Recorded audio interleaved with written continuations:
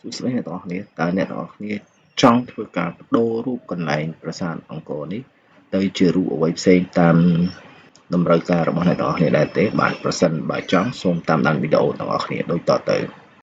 ជាដំបូងអ្នកទាំងអស់គ្នាត្រូវចូលមកកាន់ browser រួចបើកនៅ website មួយដែលមានឈ្មោះថា chatgpt.com បាទបន្ទាប់ពីចូលមកដល់កន្លែងហ្នឹងហើយអ្នកទាំងអស់គ្នាត្រូវដាក់ prompt បាទ prompt ខ្ញុំនឹងដាក់នៅក្នុង description អ្នកទាំងអស់គ្នាអាច copy យកទៅកែបានអូខេដោយសារកន្លែងនេះខ្ញុំនឹងដាក់ថាជារូបអង្គរវត្តអូខេ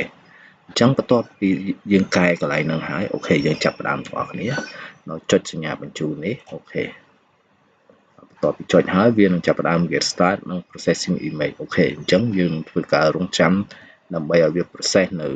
រូបភាពរបស់យើងដែលចង់បានដូចដែលនឹងបង្ហាញនៅខាង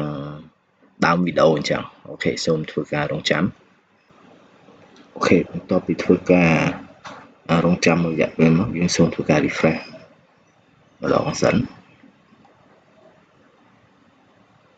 អូខេវាចាប់ផ្ដើមចេញមកហើយនេះ image create